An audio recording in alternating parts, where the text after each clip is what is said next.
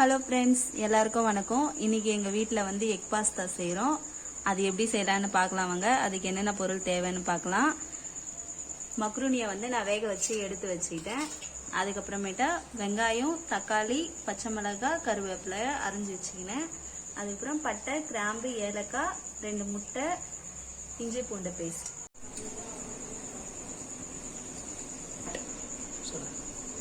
எண்ணெய் சூடான உடனே பட்டை, கிராம்பு, ஏலக்காவை போட்டுக்கலாம். பட்டை கிராம்பு பொரிஞ்சதுக்கு அப்புறம் வெங்காயம் போட்டுக்கலாம்.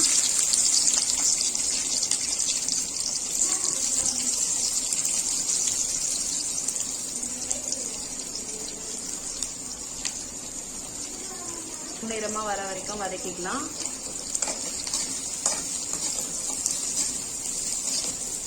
வெங்காயம் வதங்கிறதுக்கு கொஞ்சமா உப்பு போட்டுக்கலாம்.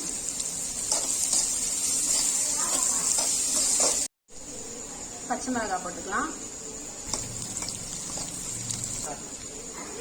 அடுப்பை சிம்ல வச்சுட்டு 2 ஸ்பூன் இஞ்சி பூண்டு பேஸ்ட்.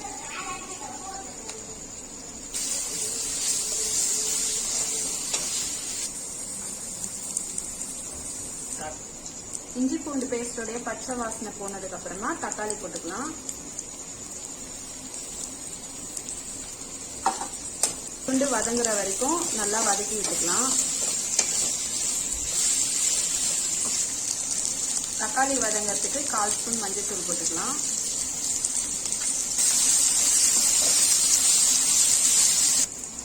கருவேப்பிலையை சேர்த்துக்கலாம்.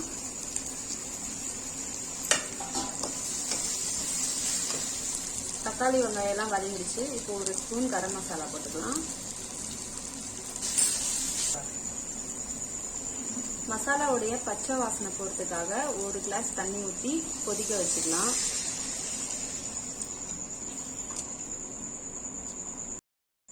மக்ரூனில வந்து ஏற்கனவே நம்ம உப்பு போட்டு வேக வச்சிருக்கோம். அதனால மசாலாவுக்கு மட்டும் தேவையான அளவு உப்பு போட்டுக்கலாம்.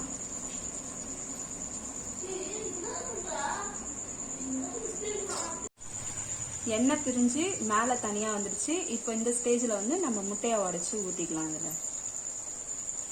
இப்போ 2 முட்டையை வந்து நம்ம உடைச்சு இதுல ஊத்திக்கலாம்.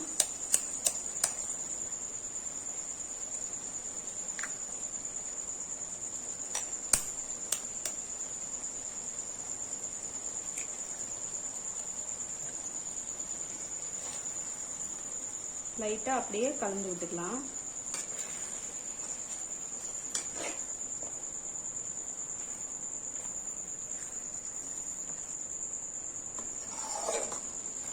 நல்லா முட்டையை உடைச்சு ஊத்துனதுக்கு அப்புறமா இப்படி கலரி விட்டுக்கலாம். முட்டை வந்து அரை வேக்காட்டிலேயே இருக்கும் போது நம்ம பாஸ்தாவை சேர்த்துக்கலாம். ஏன்னா அப்பதான் அதோட வந்து முட்டை வந்து சேரும், நல்லா இருக்கும். அப்பதான் சாப்பிட்றதுக்கும் டேஸ்டா இருக்கும். பாஸ்தா போட்டதுக்கு அப்புறம் நல்லா இந்த மாதிரி கலந்து விட்டுக்கோங்க.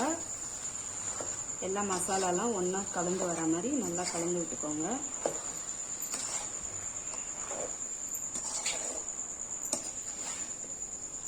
நல்லா இப்படி எல்லா மசாலாவும் ஒண்ணா கலந்து வர மாதிரி கலந்து விட்டுக்கோங்க.